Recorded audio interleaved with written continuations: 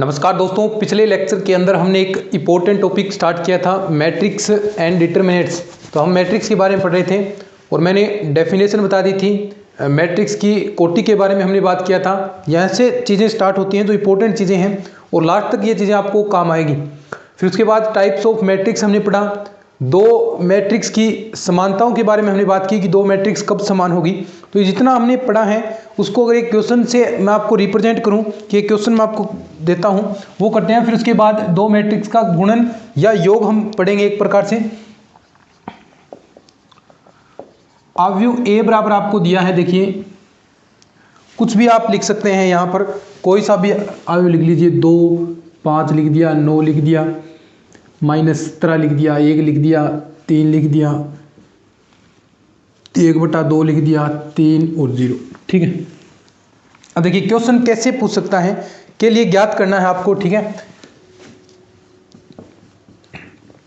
एक बस नॉर्मल सा देख रहे हैं एक बार थोड़ा सा, ताकि सारी चीज़ें पता चल जाएं कि आपको याद है या नहीं। ठीक है, जैसे पूछ ले कि अवयव की कोटि ऑर्डर कितनी है। दूसरा क्वेश्चन यहां पर आपसे पूछ ले कि अवयवों की संख्या इसके अंदर कितनी होगी।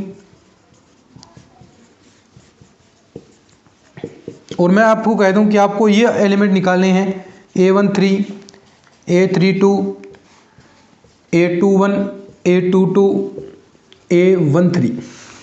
ठीक है, ये इतने अवयव आपको ये ज्ञात करने हैं। तो ये पूरा आपका एक प्रकार से निचोड़ कह सकते हैं, पूरा आपको अच्छे से चीज़ें समझ में आ जाएंगी।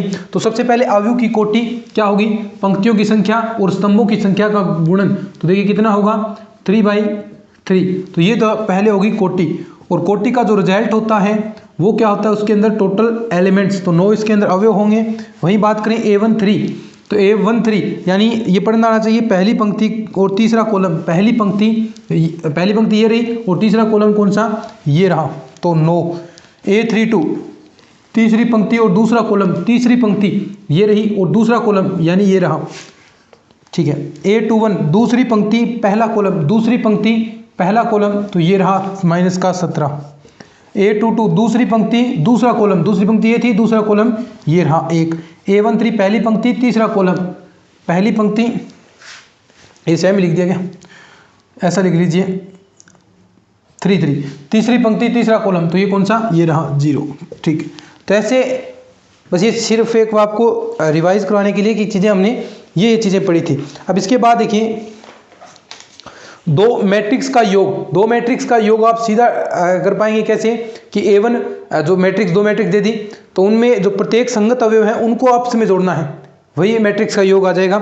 जैसे अगर मैं आपको बताऊं कि सीधा हम डेफिनेशन वगैरह पर नहीं जाएंगे, क्योंकि वो मैं चीज़ें लिखवाऊंगा कि इस प्रकार होती है, ऐसे वैसे, वो बातें अब ठीक नहीं है। वो नोट्सों के अंदर लिखी हुई हैं, वो आप आराम से देख सकते हैं। ठीक है, तो उससे बेवजह का टाइम हम वेस्ट नहीं करेंगे। दो मैट्रिक्स का योग, सीधा देखिए क्वेश्चन हम करेंगे कैसे आप दो मैट्रिक्स का योग करेंगे। जैसे कुछ भी आप मान सकते हैं, A बराबर मैंने मान लिया, लेकिन याद रखिए मैट्रिक्स का योग करने के लिए अवयवों की कोटि समान होनी चाहिए, तभी होगा, है ना। दो अवयवों की कोटि अगर समान है, ऑर्डर समान है, तभी मैट्रिक्स का योग होगा, अन्यथा नहीं हो पाएगा। ठीक है, 2, 3, 4 और 5, B बराबर -1, 2, 0, 3। अब ये दो हैं, अब इनकी कोटि ऑर्डर बराबर होना चाहिए। 2/2 की है ना, तो ये भी 2/2 की होनी चाहिए। अगर ये बराबर नहीं है तो जुड़ेगी नहीं, क्योंकि मैट्रिक्स का योग कैसे होगा, संगत अवयवों को जोड़ना है। 2 को -1 के साथ, 3 को 2 के साथ, 4 को 0 के साथ, 5 को 3 के साथ संगत अवयव जुड़ेंगे। और संगत अवयव जुड़ेंगे तो अगर कोटि बराबर नहीं है तो वो कैसे जुड़ पाएंगे। अगर यहाँ पर एक और आपकी स्तंभ होता तो किस प्रकार ऐड करते, वो तीसरे स्तंभ को किसके साथ ऐड करते। तो यानी पहली ये शर्त है कि दो आप मैट्रिक्स का योग या घटाव कर रहे हैं, एक ही बात है। दो मैट्रिक्स का योग कर लीजिए, घटाव कर लीजिए, प्रोसेस वही होगी। दो मैट्रिक्स का योग कर रहे हैं, एडिशन कर रहे हैं, तो उसके लिए पहली और कह सकते हैं लास्ट शर्त यही है कि दोनों मैट्रिक्स का जो कोटि है, ऑर्डर है, वो क्या होना चाहिए, इक्वल होना चाहिए। अगर वो इक्वल नहीं है तो आप नहीं जोड़ पाएंगे। ठीक है, अब देखिए यहाँ पर मैं जोड़ना चाहूँ A + B हम जोड़ रहे हैं। ठीक है, अब मुझे बताइए क्या क्या मैट्रिक्स बनेगी, कैसे जोड़ेंगे। 2 को -1 के साथ 2 -1 ऐड कर रहे हैं क्योंकि चिन्ह अलग है। 3 + 2, यहाँ 4 प्लस 0 और 5 प्लस 3। ठीक है, तो क्या बन जाएगा देखिए रिजल्ट, टोटल रिजल्ट आएगा यहाँ पर 2 - 1 1, 3 + 2 5, 4 और ये 8। तो ये आपका a + b आएगा। और ऐसे आप घटा भी सकते हैं इसको, ये माइनस भी कर सकते हैं, सेम प्रोसेस होगी, कोई फर्क नहीं होगा इस चीज़ में। तो ये जोड़ हो गया। अब इसके बहुत सारे गुणधर्म कह सकते हैं, अवयव के योग के गुणधर्म, क्रम विनिमयता होती है, साजरीयता होता है, योग का तत्समक अवयव है। तो यो कोई चीज़ें इंपॉर्टेंट खास है नहीं। तो इंपॉर्टेंट चीज़ है वो यही है कि अवयव का गुणन, दो मैट्रिक्स का गुणन। अब यहाँ से क्वेश्चन बहुत सारे पूछे जाएंगे, बहुत सारे अलग अलग स्तर के क्वेश्चन यहाँ से बनते हैं, तो उसके बारे में हम बात करेंगे। तो ये सिंपल सी बात थी।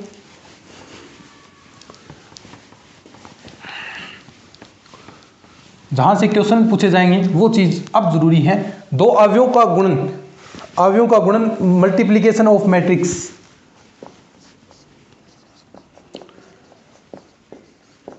दो का, तीन का, कितने का ये चाहिए, अवयव का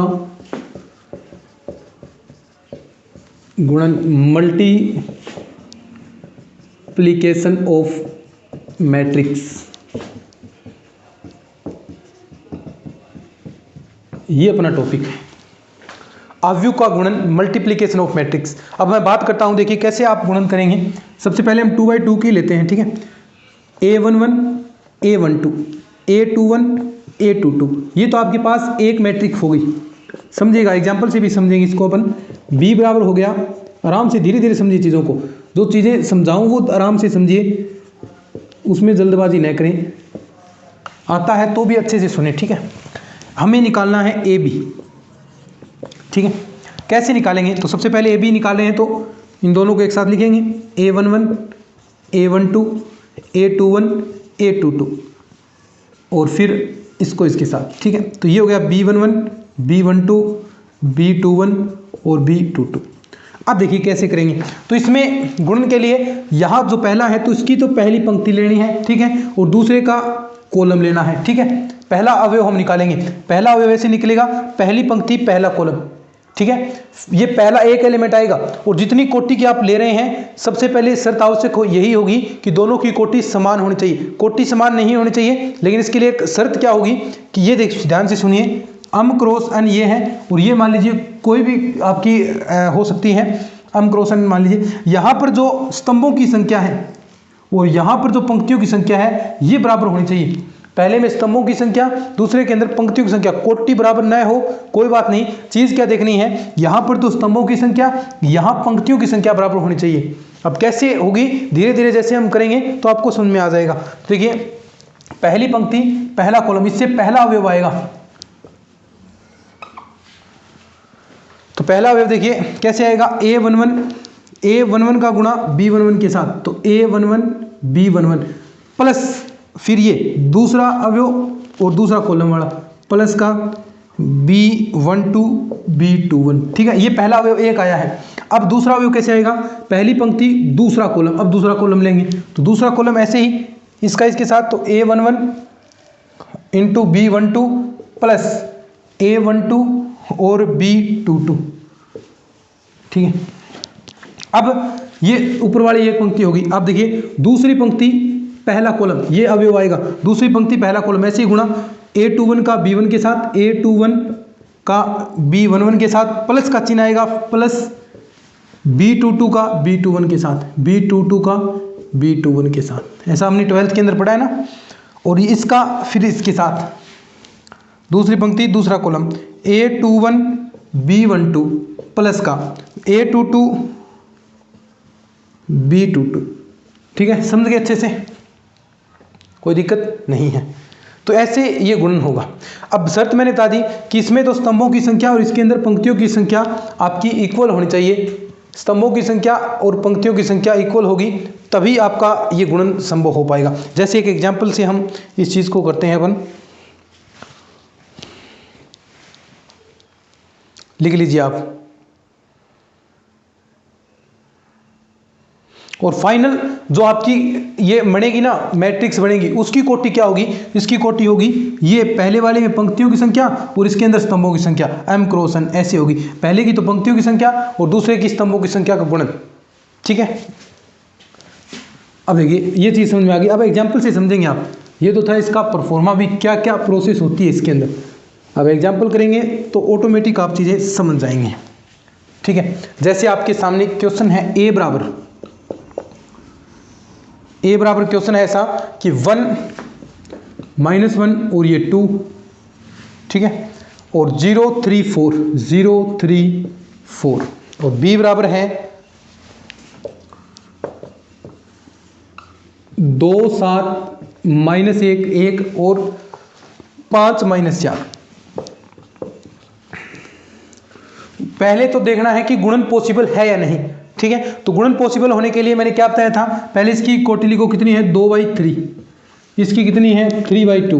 तो पहले तो मैंने बताया था इसमें तो स्तंभों की संख्या, तो इसमें स्तंभ 3 है तो 3 स्तंभ, और इसमें पंक्तियों की संख्या बराबर होनी चाहिए, तो पंक्तियों की संख्या कितनी 3, तो 3 बराबर 3 है। और जो फाइनल रिजल्ट आएगा उसकी कोटि कितनी होगी, जो मैट्रिक्स फाइनल बनेगी दोनों गुणा करने के बाद, वो होती है पहले के अंदर पंक्तियों की संख्या और इसके अंदर स्तंभों की संख्या, यानी 2/2 की आपकी मैट्रिक्स बनेगी। जो रिजल्ट आएगा ए बी हम निकालेंगे, तो ए बी हम निकालते हैं। देखिए क्या हो गया 1 -1 2 0 3 4 इंटू में 2 -1 5 7 1 -4। अब देखिए जो मैंने बताया प्रोसेस वही, पहली पंक्ति पहला कॉलम, दूसरी पंक्ति दूसरा कॉलम। ठीक है, अब देखिए पहली पंक्ति पहला कॉलम, तो पहला का पहले के साथ यानी a क्रॉस 2, पहला इसे बता रहा हूँ, फिर डायरेक्ट, फिर चिन्ह किसका आएगा प्लस का, फिर -1 का किसके साथ -1 के साथ, तो वो क्या हो जाएगा प्लस का 1, या ऐसा लिख सकते हैं -1 इंटू -1, फिर प्लस का चिन्ह क्योंकि 3 एलिमेंट है तो 2 का 5 के साथ, तो 2 क्रॉस 5। ठीक है, नेक्स्ट देखिए पहली पंक्ति दूसरा कॉलम, तो 1 का 7 के साथ 1 क्रॉस 7 प्लस का, -1 का इसके साथ तो -1 क्रॉस 1 प्लस का, 2 का -4 के साथ तो 2 इंटू -4। ठीक है, दूसरी पंक्ति पहला कॉलम, दूसरी पंक्ति पहला कॉलम, तो 0 का 2 के साथ प्लस का चिन्ह, 3 का -1 के साथ प्लस का चिन्ह, 4 का 5 के साथ। ठीक है, दूसरी पंक्ति दूसरा कॉलम, 0 का 7 के साथ, 3 का 1 के साथ और 4 का -4 के साथ। अब देखिए अब ये फाइनल रिजल्ट आएगा, और फाइनल रिजल्ट कुछ इस प्रकार आएगा। देखिए यहाँ पर तो 2 और ये कितना हो गया प्लस का 1 3, और ये हो गया आपका 10, 10 और 3 कितने हो गए 13। यहाँ देखिए 7 -1 6, और ये माइनस का 8, 6 माइनस का 8 यानी माइनस का 2 बच गया, माइनस का 2। नेक्स्ट माइनस का 3 प्लस का 20 कितना 17, और आगे वाला 3 माइनस का 12, -12 में से आप 3 घटाएंगे तो आपके पास कितना बचेगा, क्या है माइनस का एरिया 3, और ये 16 माइनस का 16, और 3 घटाएंगे तो माइनस का 13 आपके पास बच जाएगा। ठीक, माइनस का ही 13 बचेगा। ठीक है, तो ये आपका रिजल्ट आ जाएगा। तो ऐसा गुणन होता है। ठीक है, अब मैंने एक चीज़ आपको बता दी ना कि 2 मैट्रिक्स का गुणन तभी पॉसिबल होगा, ये बात आप चाहे लिख लीजिए या फिर आपको नोट्सों के अंदर तो मिल जाएगी। तो 2 मैट्रिक्स का गुणन कब पॉसिबल होगा, जब ये 2 मैट्रिक्स हैं तो इसमें पहले में स्तंभों की संख्या, ये बात ध्यान रखनी है, पहले के अंदर स्तंभों की संख्या, दूसरे के अंदर पंक्तियों की संख्या बराबर होगी, और फाइनल जो मैट्रिक्स बनेगी वो क्या बनेगी, तो इसके अंदर तो पंक्तियों की संख्या और इसके अंदर स्तंभों की संख्या। तो ये बस देखिए इससे ध्यान रखना है। अगर बात करें पॉसिबल की, तो जो पास पास वाले हैं पहले उनकी पॉसिबिलिटी। अगर बात करें फाइनल, क्योंकि फाइनल देर में आएगा, बाद में आएगा अंत में, तो फाइनल रिजल्ट बाद में आएगा, तो दूर वालों की, तो दूर वालों की फिर उसके साथ। समझ में आ गया। पहले रिजल्ट क्या देखना है कि पॉसिबल है या नहीं, तो सबसे पहले है, सबसे पहले तो मतलब पास पास वालों को, दूर दूर यानी बाद में रिजल्ट आएगा, परिणाम आएगा, परिणाम की मैट्रिक्स क्या होगी, तो दूर वालों के साथ पॉसिबल है। तो ऐसे 1-2 बार करेंगे तो वैसे आपको याद भी होगा, सिंपल सी बातें हैं। इसमें एक सेकंड गेट 2018 के अंदर क्वेश्चन आया है, नोट्सों के अंदर वो भी कराया है, बहुत आसान है। एक चीज ध्यान रखें कि 2 जो आपके पास मैट्रिक्स होती है उनका गुणन आप कर रहे हैं। अब आपने एफ बी यहाँ पर निकाला, ए बी रिजल्ट आपके पास देख सकते हैं, ये रिजल्ट आया है ए बी। अगर मैं यहीं से बी ए निकालना चाहूँ तो बी ए तो पहली बात तो ये शायद पॉसिबल ही नहीं होगा। बी ए अगर हम निकालना चाहें, देखिए पहले मैं ये करूँगा तो ये मैट्रिक्स आपके पास आ गई 3 2 और ये हो गई 2 3। हाँ पॉसिबल तो हो जाएगा, कोई दिक्कत नहीं है, पॉसिबिलिटी है। हाँ तो ए बी बराबर कभी भी बी ए नहीं होगा, ठीक है, ये बात हम कर रहे हैं। तो पहले मैं बी ए निकालता हूँ, तो ए बी तो हमने निकाल दिया, देखिए ए बी ये रिजल्ट आया ना ए बी का। अब मैं बी ए निकालता हूँ, उससे एक बात सिद्ध करेंगे अपन, बी ए निकालते हैं हम। तो बी ए हम देखिए यहाँ पर, तो पहले बी को लिखेंगे, बी ए निकालेंगे, 2 -1 5 7 1 -4, ठीक है। ए आपका हो गया 1 -1 2 0 3 4, ठीक है। बी ए निकालेंगे तो पहली पंक्ति पहला कॉलम, ठीक है। तो 2 का इसके साथ 2 प्लस का चिन्ह, 7 × 0 क्या आएगा 0, तो ये आ गया 2। पहली पंक्ति दूसरा कॉलम, तो 2 का -2 और ये 7 21 में से आप -2 घटाएंगे तो बच गया आपके पास 19। ये देखिए 2 2 4 और 7 के 28, 28 और 4 32, क्या बराबर आ रहा है? क्या नहीं आ रहा, देखो कोई वैल्यू नहीं है। ये तो आएगी आपकी 2 × 3 की बनेगी, 3 × 3 की बनेगी, 3 × 3 की, सॉरी, क्योंकि पंक्तियों की संख्या देखिए ये होगी आपकी 3 × 2 और ये होगी आपकी 2 × 3, तो ये बनेगी कौन सी, दूर वाले कोटि, तो 3 × 3 की बनेगी। तो और भी अवयव आएंगे, तो देखिए क्या बराबर आ रही है, कि यहीं से देख सकते हैं। तो कभी भी जो 2 मैट्रिक्स है ए बी बराबर नोट बी ए, यानी क्रम विनिमयता नहीं होती। ये क्वेश्चन कब पूछा जाता है, जब सत्य असत्य कथन के लिए 2 मैट्रिक्स के गुणन के लिए निम्न में से सत्य कथन है, तो ऐसा पूछेगा। तो यहाँ पर ये चीज जरूर देगा वो, कि 2 मैट्रिक्स का गुणन ए बी बराबर नोट बी ए, तो ऐसा देगा, जो भी कथन पूछेगा उस हिसाब से देगा। तो आपको ध्यान में क्या रखना है कि ए बी बराबर नोट बी ए, यानी क्रम विनिमय नहीं होता गुणन। और सीधी सी बात आप देख सकते हैं भी क्रम विनिमय नहीं होगा, रिजल्ट अलग ही आपको देखने को मिलेगा, देख सकते हैं आप। लेकिन समान कोटि के विकीर्ण अवयव का गुणन है वो क्रम विनिमय होता है, ये तो क्रम विनिमय नहीं होता। लेकिन समान कोटि के विकीर्ण अवयव का, समान कोटि के विकीर्ण अवयव का गुणन है वो क्रम विनिमय होता है। विकीर्ण अवयव का मतलब डायगोनल मैट्रिक्स क्या, कि केवल विकीर्ण वाले अवयव 0 नहीं होंगे, बाकी सारे 0 होंगे। लेकिन समान कोटि के विकीर्ण अवयव हैं तो, क्योंकि देखिए 0 है वो, तो वो रिजल्ट एक जैसा देगा विकीर्ण वाला, है ना। तो विकीर्ण, ये चीज ध्यान रखेंगे। लेकिन समान कोटि के विकीर्ण अवयव का गुणन क्रम विनिमय होता है। गुणन प्रूफ कर सकते हैं अपन आराम से एग्जांपल से, क्रम विनिमय आराम से आप एक एग्जांपल लेकर इसको आसानी से प्रूफ कर सकते हैं। जैसे ए बराबर, मैंने मान लिया कुछ भी मान लीजिए 1 0 0 2, ठीक है, ये विकीर्ण मैट्रिक्स होगी। बी बराबर मान लिया 1 0 0, ये 2 ले लीजिए 2 3, ठीक है। समान कोटि के हैं दोनों, 2 बाई 2 के हैं। अब आप ए बी निकालते हैं, देखिए यहाँ से ए बी अगर आप ज्ञात करेंगे तो ये आ गया 1 0 0 2 2 0 0 3, क्या आ जाएगा गुणन, देखिए डायरेक्ट रिजल्ट बताएं। तो एक का पहली पंक्ति पहला कॉलम तो 2, पहली पंक्ति दूसरा कॉलम तो यहाँ 0, दूसरी पंक्ति पहला कॉलम तो ये 0, दूसरी पंक्ति दूसरा कॉलम ये 6। क्या ये तो ए बी की वैल्यू आई है, तो बी ए की वैल्यू देखते हैं क्या आएगी। बी ए वैल्यू पहले बी लिखें, 2 0 0 3 और 1 0 0 2, पहली पंक्ति पहला कॉलम तो ये क्या आएगा 2, पहली पंक्ति दूसरा कॉलम 0, दूसरी पंक्ति पहला कॉलम 0, दूसरी पंक्ति दूसरा कॉलम 6। तो क्या दोनों ये बराबर हैं, तो जी बिल्कुल बराबर हैं, ए बी बराबर बी ए।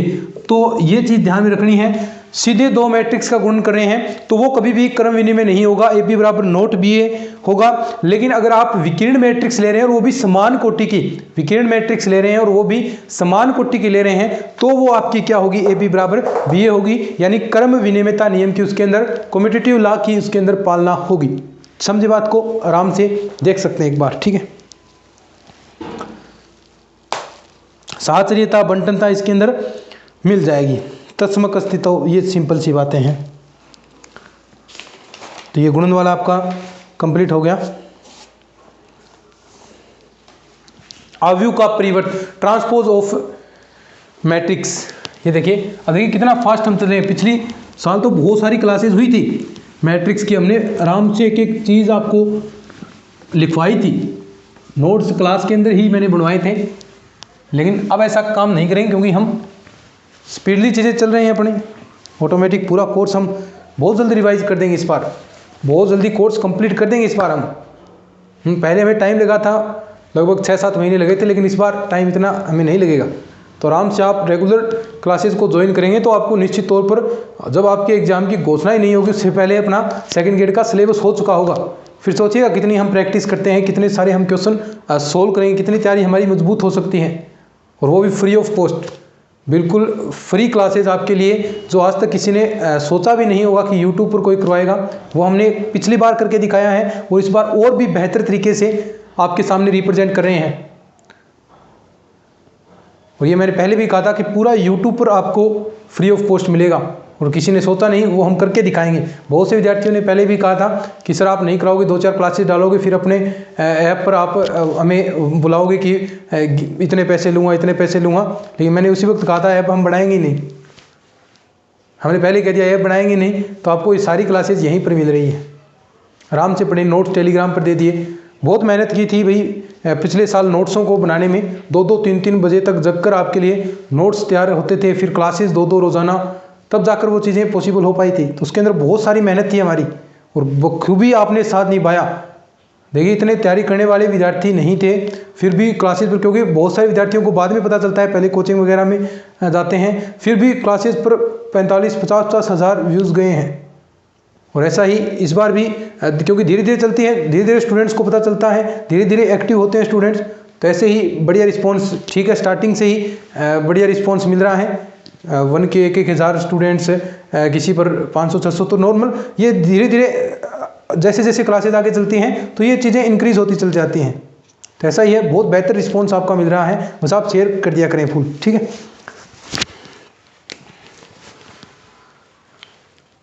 क्या आगे नेक्स्ट क्लास के अंदर पढ़े क्या अवयव का परिवर्तन, नेक्स्ट के अंदर पढ़ देंगे। फिर 2 क्लास के अंदर ये पूरा हो जाएगा, आपका पूरा चैप्टर ही कंप्लीट करा दूंगा मैं 2 क्लास के अंदर।